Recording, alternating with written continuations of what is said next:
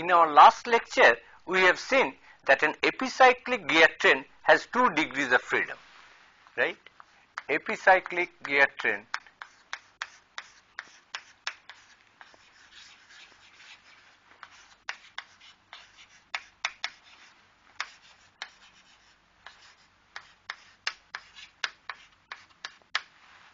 because it has 2 degrees of freedom, it can create 2 output speeds from single input speed, and that has lot of application. For example, very commonly used epicyclic gear train for the same purpose, that it can create 2 output speed from 1 input speed, is in automobile differential.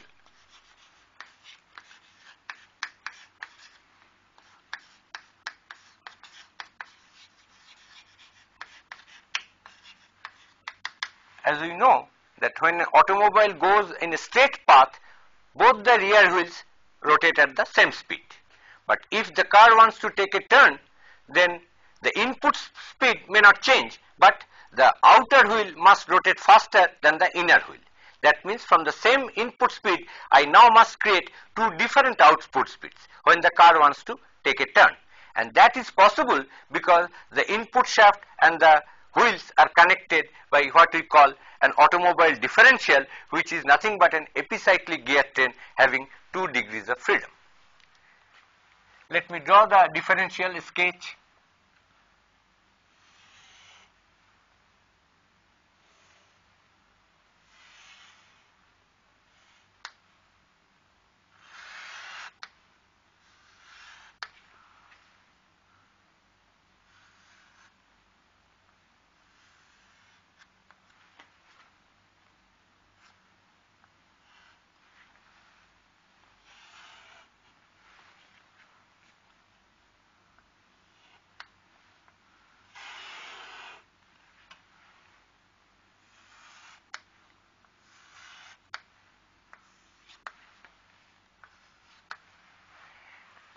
These are the 2 shafts to the wheels.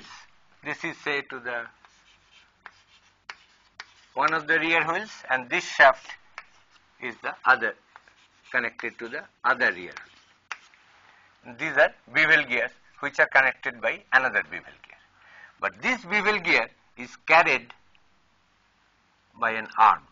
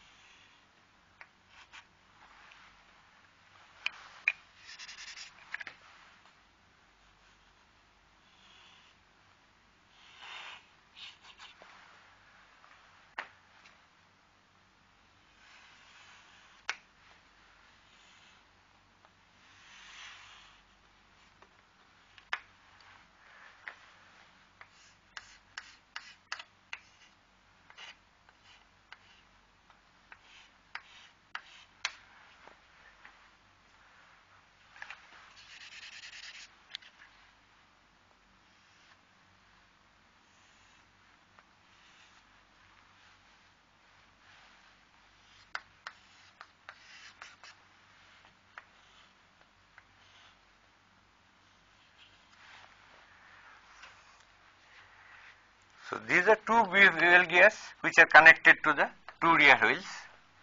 This is another bevel gear which carries this arm. That means this bevel gear can rotate about this arm. There is a revolute pair here. That is what we call the planetary gear. And this bevel gear is driven by this bevel gear. This is the input. The input comes to this gear which drives this bevel gear. This bevel gear carries this arm, and this bevel gear is carried on that arm, so there can be relative rotation between this arm and this bevel gear. This bevel gear connects these 2 bevel gears which are connected to the wheel. Let me say these gears we name 1, 2, then this 3, this is the arm, which is same rigid body as this gear, which is 4, and this is 5. So N5 is the input speed. This small n I refer to the RPM, we call it input speed.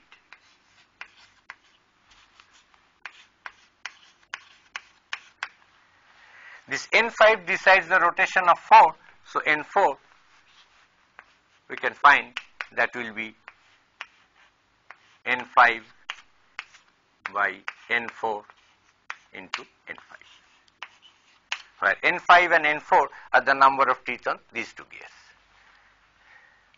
So depending on the direction of this rotation, we can find what is the direction of this rotation of 4. And 4 is nothing but the arm. To analyze this epicyclic gear train, what we do, we follow the same tabular method which I said earlier. We talk of condition, and we are interested in gear number 1, gear number 2 and arm. This gear 1, gear 2 and arm or gear number 4, they are the same.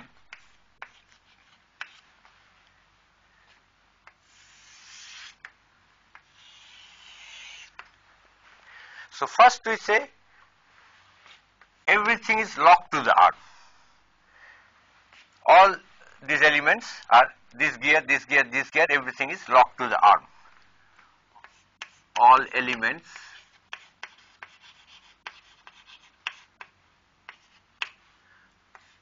locked to arm. And then the arm is given some y revolution. Because 1 and 2, 3, everything is locked to the arm, this whole thing rotates like a rigid body, so 1 and 2 also gets the same revolution y. Then we say the second condition. Second condition is we lock the arm. That means we hold this fixed. So arm is locked, so no revolution to the arm. Then these two gears are of same dimension, they have the same number of teeth, only if the arm is locked, this gear is rotated, the arm is not moving, so this is like a simple gear train. So this motion is transmitted to this gear to this bevel gear. And the number of teeth on this gear is unimportant, because the intermediate gear, and because these two gears are of same size, only thing they rotate in opposite direction. So if gear is 1 is given x revolution, gear 2 gets minus x revolution.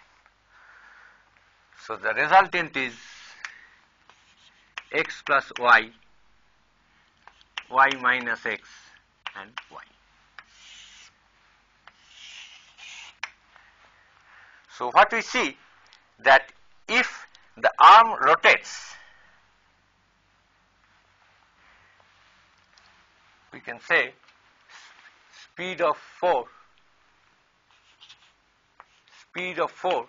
which is y, is nothing but n1 plus n2 by 2. So whatever may be the values of x and y, it is the average of n1 plus n2. Average of n1 and n2 will be the rotation of gear 4.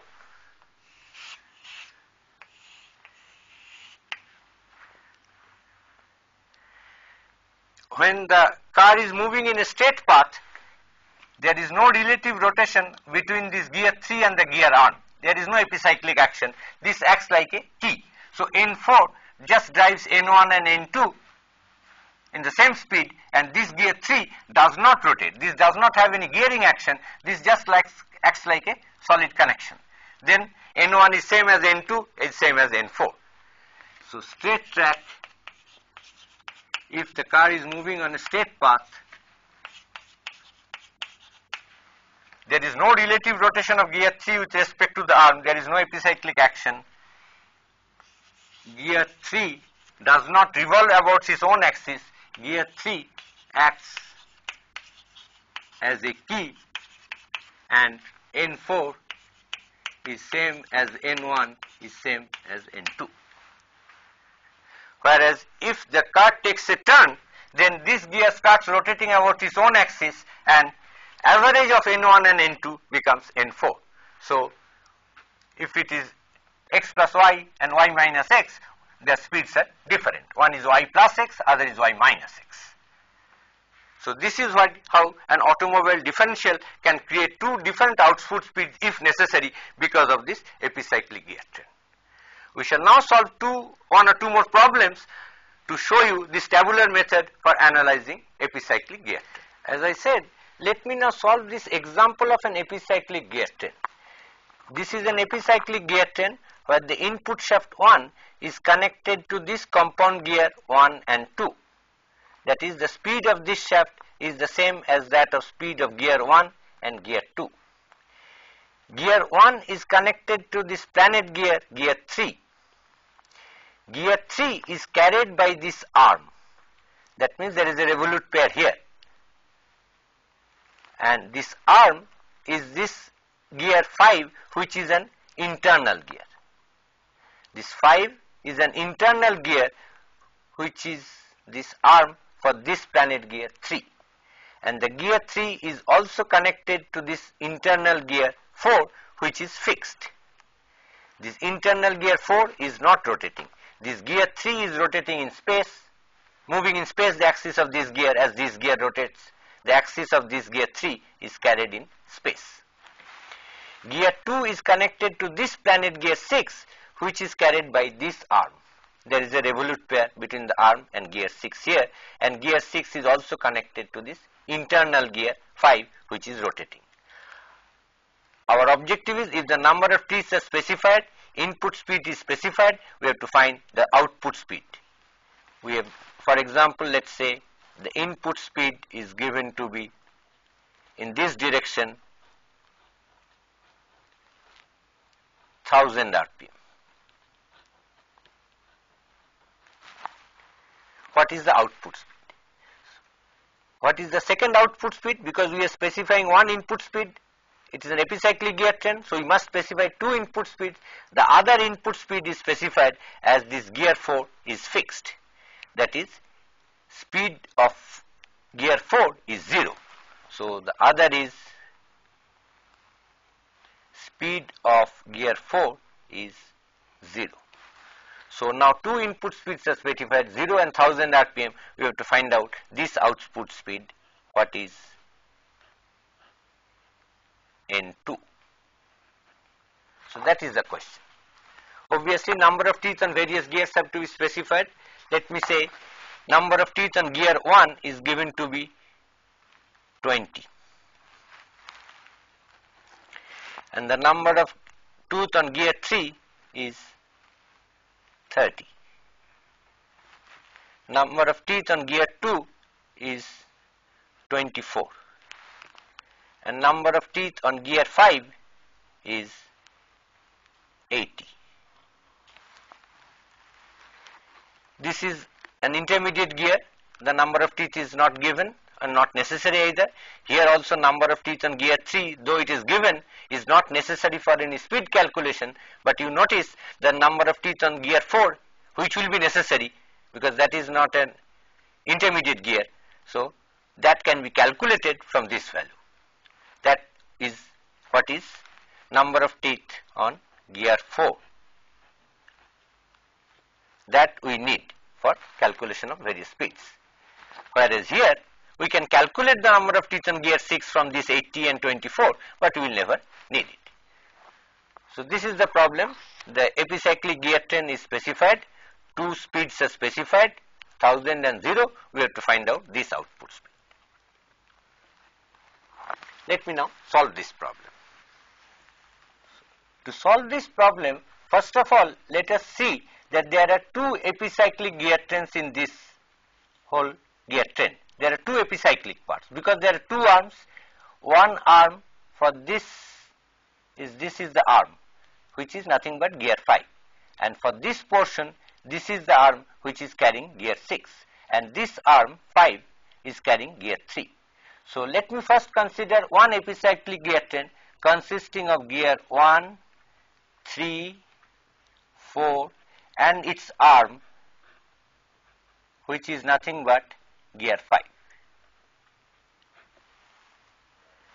Number of teeth on 1 is 20, number of teeth on 3 is 30.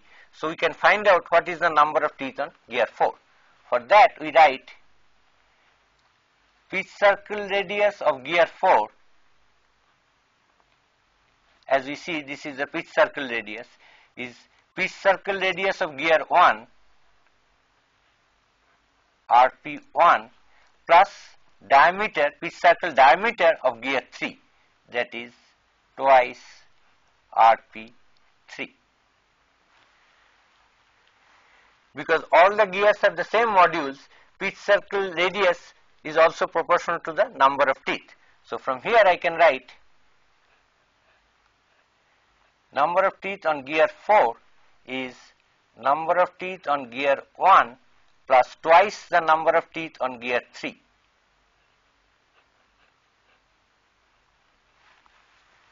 N1 is 20, N3 is 30, so N4 is 80. So that gives me N4 is 80. To consider this gear train, as before we make the tabular method, we write condition and revolutions of gear number 1, 3, 4 and the arm, which is nothing but gear 5. So first condition is lock this arm, lock all the elements to this arm, all elements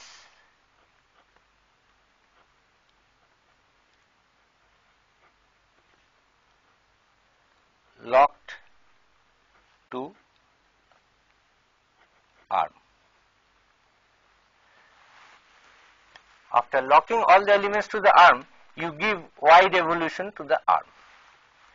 Because everything is locked, so we get the same number of revolutions in all the elements. Next, you lock the arm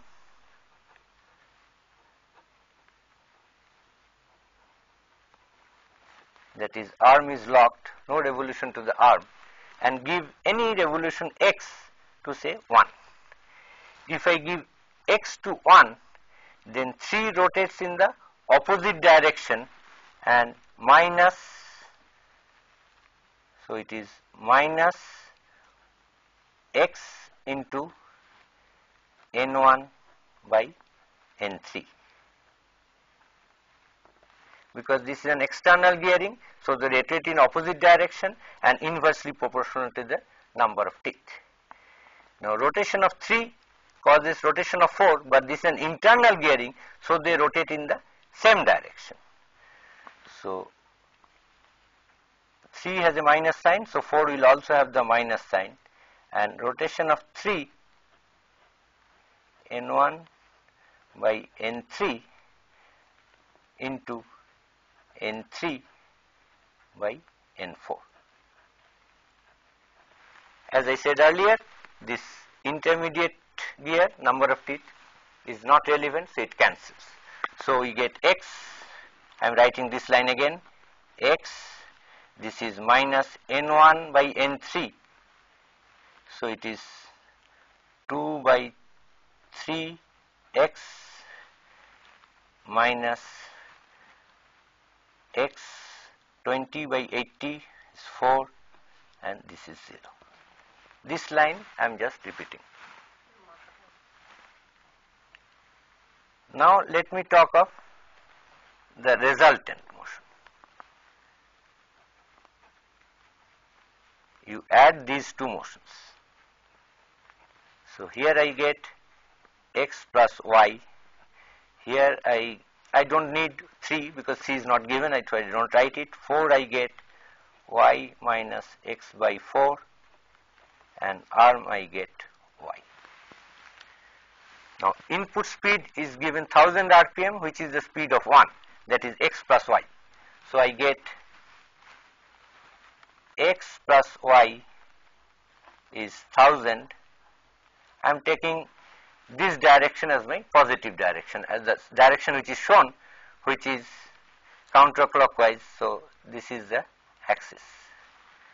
This is the positive direction. So x plus y is 1000 and n4 is 0. So y minus x by 4 is 0, which if I solve these two equations, I can get x equal to 800 and y equal to 200 rpm. And arm 5, which has the speed y, that is speed of arm 5 is 200 rpm. When I analyze this part of the epicyclic gear train, I know the speed of arm 5, which is nothing but 200 rpm. And gear 2, again the speed will be known because that is same as shaft 1. Gear 2 and gear 1 are one compound gear integral to the shaft 1. So in this epicyclic gear train, I will know two speeds. That of speed of 2 is 1000 rpm and speed of 5 is 200 rpm, and I should be able to solve for the speed of the arm, as I will show you just now. Let me now analyze the second epicyclic gear train consisting of gear 2, gear 6, gear 5 and this arm. This arm carries gear 6. Remember, this gear 5 was nothing but the arm of the previous train which I have just now solved. We have already seen that N5 was obtained as 200 rpm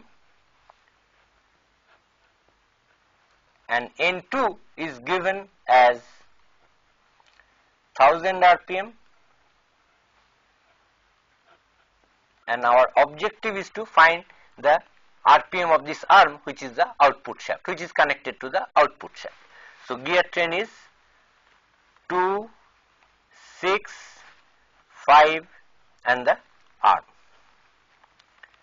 So as before, we write condition and revolutions of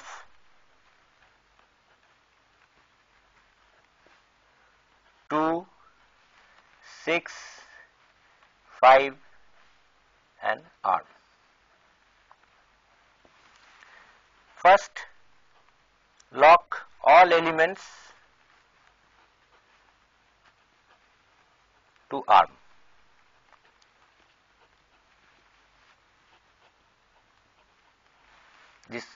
All these elements are locked to the arm and give y revolution to the arm. So all the elements get y revolution. Then lock the arm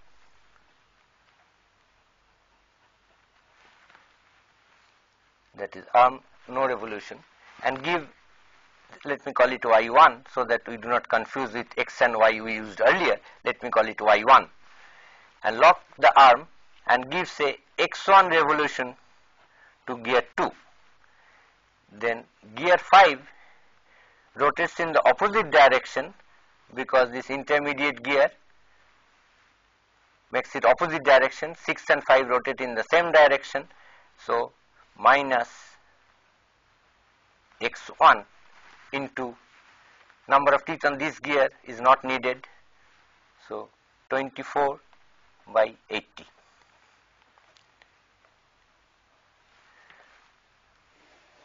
So the resultant is x1 plus y1 and y1 minus 3 by 10 x1. So what we see, the speeds given are n2 and n5. n2 is x1 plus y1, which is 1000 n2, and n5, which is y1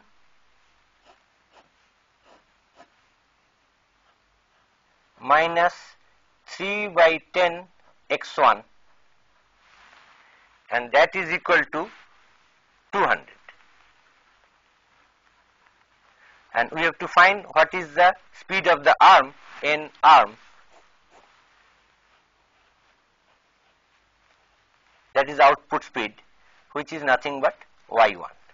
So if you solve for y1 from this, what we get, we eliminate x1, I multiply by 3 by 10 and add, so I get 13 y1 by 10, 3 by 10 I have multiplied and adding, so x1 getting cancelled, 3 by 10 plus 1 gives me 13 y1 10, and this is 3 by 10, that is 300, so 300 plus 200 is 500, so y1 is 5000 by 13 RPM. Because it is positive, that means it is in the same direction.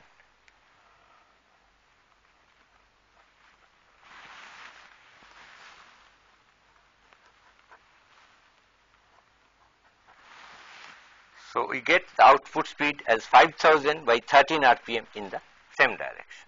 Next we shall solve one more problem involving epicyclic gear train. Let me now solve one more problem of epicyclic gear train, which is shown in this sketch. This gear 1 is mounted on shaft 1, which is rotating at 2000 RPM in the direction shown.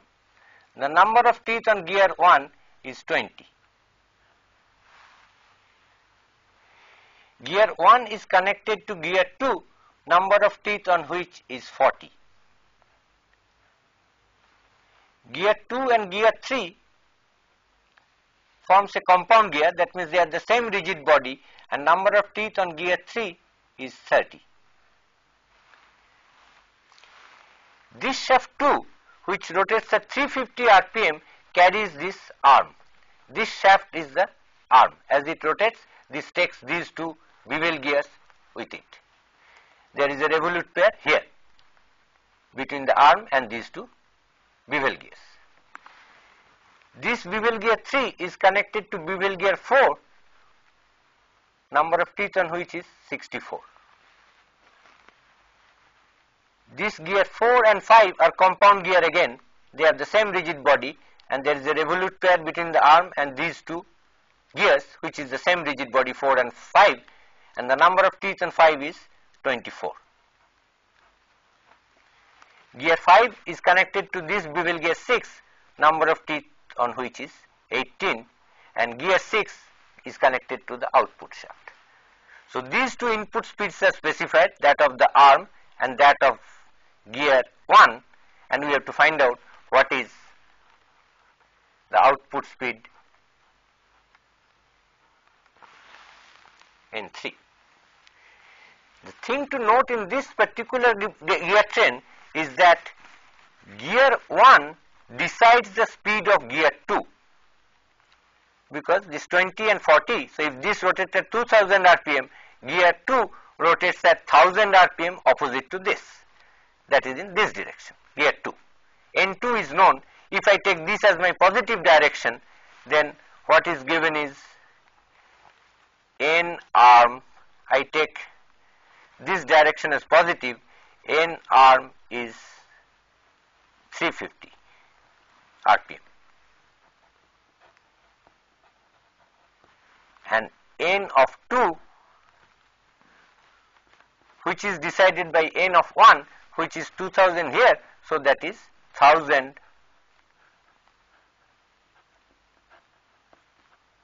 RPM opposite to this, that is the same direction as this. And now we can forget about gear 1 and we have an epicyclic gear train.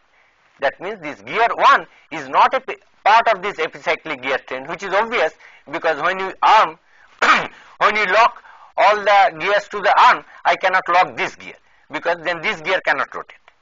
This is mounted here in the bearing, but if I remove this gear from this epicyclic gear train, rest of it is a simple epicyclic gear train. Only thing, speed of 2 is decided by that of speed of 1. That is the only difficult point in this problem.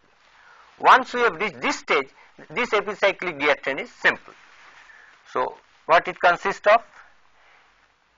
We can write the same table, revolutions of gears 2 and 3, which is same, then 4 and 5 we are not interested, that is intermediate gear. So we write gear 6 which is rotating about the same axis like gear 2 and 3, and also the arm which is rotating about this axis. So we write arm. Then we write condition. First condition, all elements locked to the arm.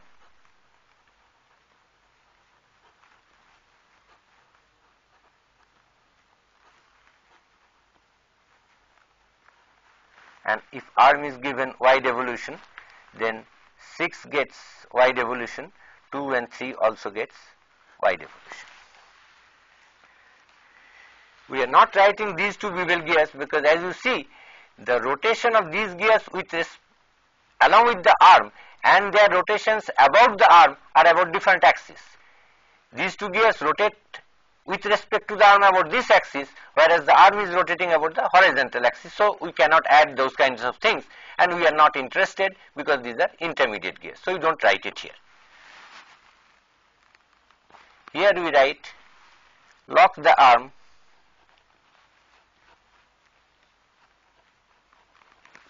is given no revolution, and if I give x revolution to 3, then 4 rotates due to gearing action, which is 30 by 64 into x. If it is rotates in this direction, then it goes in this direction. So this gear will rotate in opposite direction.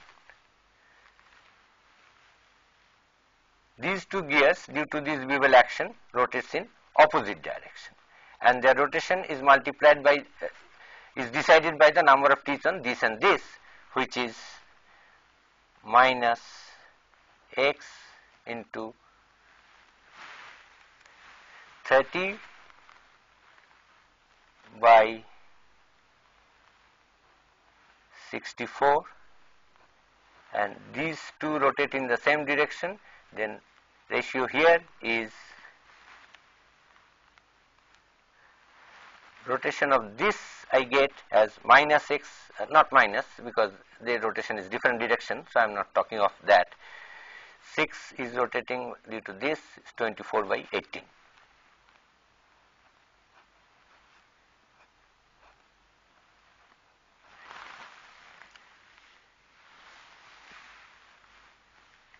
This has 24 teeth and this has 18 teeth, so it is not 24 by 18. This will rotate more, so it is all right, 24 by 18.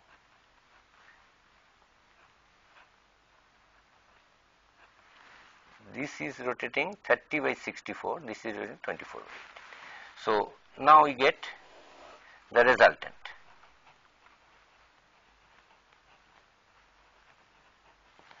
So it is x plus y, and this is y, and this is y minus, if I cancel 18 and 35, and if I cancel 8, 3, 8, 3 and 3 cancels, so y minus 5x by 8.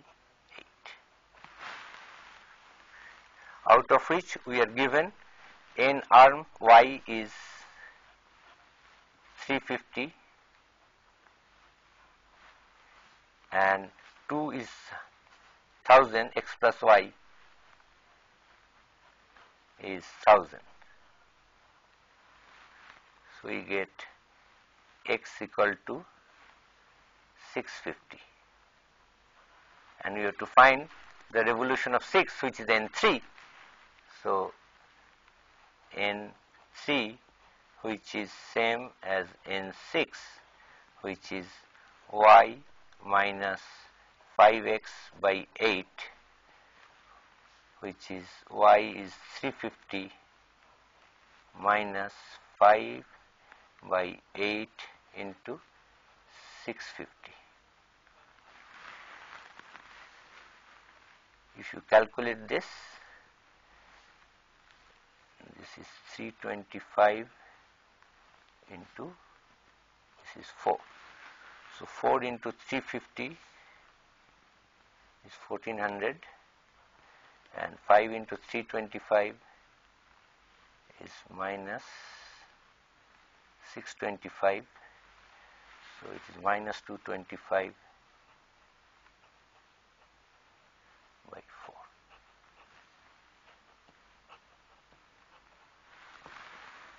So if this rotates in this direction, this is minus, so it is in this direction.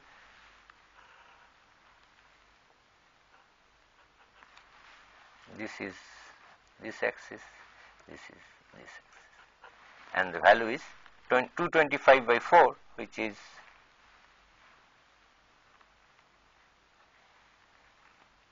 56.25 rpm. So the output speed is 56.25 rpm opposite to this direction. So that is how we solve this epicyclic gear train. Only thing to note that this gear does not belong to the epicyclic gear train, and if we have bevel gears, then we should not write it in this table, because then we cannot add simply like this, because all these rotations are about this axis, whereas bevel gear with the arm rotates about this axis, but their gearing action make them rotate about a different axis. We cannot add rotations about two different axes algebraically. So this is how we solve the problems of epicyclic gear trains. Now that we have explained how to analyze this epicyclic gear trains, so for the kinematics is concerned, that is how to obtain the speeds of different gears. What is the difference between gear train and gearbox?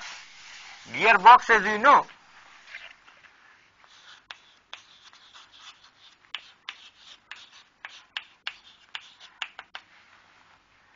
there is one input speed, but I may require to get various different output speeds, and accordingly we change the gears within the gearbox, the gear engagement we change, and using different set of gears within the same gearbox I can create different output speed, as we do in an automobile. From the same input speed I can go to first gear, second gear, third gear as you want to increase the speed of the car. But there are two kinds of gearboxes. One is where the gears are changed, that is the output speed is changed after bringing the entire system to rest. We change the gear engagement within the gearbox by sliding or something, and then get a switch on the machine and get a different output speed, as we do in case of a machine tool. The motor of the lathe machine rotates at a constant speed, but I want to get different output speed at the headstock, or I want to rotate the job of the machine at different speeds depending on the diameter of the job. So in machine tools we use a kind of gearbox where we bring the entire system to rest, change the gear engagement, and then again switch on the machine. Whereas in automobile we need to change the gears while the car is in motion or the input motion is on. We cannot switch off the car and then change the gears. We have to change the gear while it is in motion. For that, these gearboxes are more complicated, and we have to use what is known as synchromesh. This is a complicated system where a clutch action is needed such that gears which are going to engage are speeded up and get into the same speed before they proper speed before they get into engagement. Whereas these machine tool gearboxes, which are easier to design and easier to analyze, uses what is known as sliding clusters. We shall end this course by having a little discussion on these sliding cluster gearboxes which are used in machine tools. That is, from one input speed I want to get several output speeds by changing the gear engagement. I will show you through figures now such a sliding gearbox which are used in machine tools. This picture shows what I just now said is a sliding cluster gearbox which are used in machine tool application. This is the, say, the input shaft, and this is the output shaft. For the same speed of the input shaft omega I may like to get three different output speed omega O. To do that, I have a compound gear. This is the same rigid body. and this whole cluster can be moved along this shaft. This shaft is a spline shaft, and on this spline shaft this whole cluster can be moved. Right now this gear B is in engagement with this gear E, so it transmits a particular speed ratio. If I want a different speed ratio, I stop the entire machine, then slide this cluster such that this gear C comes in engagement with this gear F, and depending on the number of teeth they will transmit a different output. Again, if I want to have a different another third different speed, I will stop the machine and move this entire cluster such that this gear comes in contact with this, engagement with this, and depending on their number of teeth they will transmit a particular speed. So this is a 3-speed gearbox using 6 gears, and this is the sliding cluster. This is one rigid body, but number of teeth are different on these 3 gear bodies A, B and C. The thing to note is that before this gear comes in engagement with this gear, the gear which was already in engagement must be totally clear. It must leave this engagement before it starts engagement. Similarly, when I move it this way, before this gear comes in engagement with this gear, this engagement must be fully clear.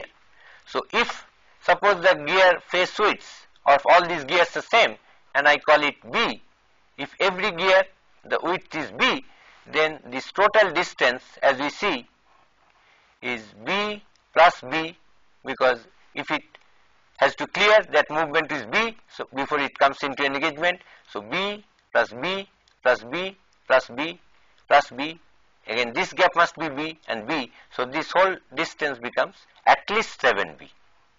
So it should be more than 7B. One more thing to note is that the number of teeth difference, the difference in the number of teeth between these two gears must be at least 4. Otherwise, while moving in this direction, this gear will foul with this gear. As we see, pitch circle radius of this gear B plus pitch circle radius of this gear R E, that is the center distance. But when this gear is sliding over this must be greater than the outer radius, sum of the outer radius of A and B, otherwise A will interfere with E. The outer radius of A plus outer radius of E, the center distance should be more than that, such that this should not interfere with this when I am sliding it to the right. Now if you remember, the outer radius is pitch circle radius plus the module. So outer radius is pitch circle radius plus the module. So if I cancel pitch circle radius of this, so pitch circle radius of B must be greater than pitch circle radius of A plus 2m. And if you remember, the number of teeth module is nothing but number of teeth pitch circle diameter by number of teeth. This is the module. So RB, I can write module into number of teeth on gear B divided by 2 should be greater than module into number of teeth on gear A divided by 2 plus 2m, where m is the module. So if you cancel m, I get NB should be greater than NA plus 4. So for designing such sliding cluster gearboxes, one has to ensure that the minimum number of teeth between these two adjacent gears on a cluster is at least 4. It should be more than 4, and this width should be sufficient such that total disengagement takes place from this pair before the other pair this way or that way comes into engagement. Using the same thing, I can get a 9-speed gearbox. If this is the input shaft and this is the output shaft, and this intermediate shaft I make it spline, and here I keep two sliding clusters. So depending on where the connection is taking place, I can get from the same input speed 9 different speed. For example, right now this and this is in engagement, and this is in engagement. So depending on the number of teeth on these 4 gears, I get a particular output speed. Now if I change it, slide it, this comes out of engagement and this becomes in engagement, and here it is the same. So depending on the number of teeth on these 2 gears, I get a different speed. So that way I can get 3 here and 3 here, and by combining them 3 into 3, I can get 9 different output speed from the same input speed. This is what is called sliding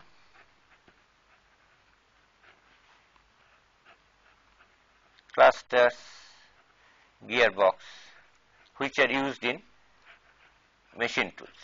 This is a 9-speed gearbox. From the same input speed, I can get 9 different output speeds. The thing to note that because spline shafts are much more costly, we have put both the sliding clusters on the same shaft. Input shaft, intermediate shaft, which is the spline shaft, and this is the output shaft. Input and output shaft have fixed gears, whereas this intermediate shaft, which is a spline shaft, has sliding gears. So this is a sketch of a 9-speed sliding cluster gearbox. But as I said, for when the gear change has to take place while the whole system is running, that is much more difficult to design, and we need what I call synchro mesh, and that is beyond the scope of this course.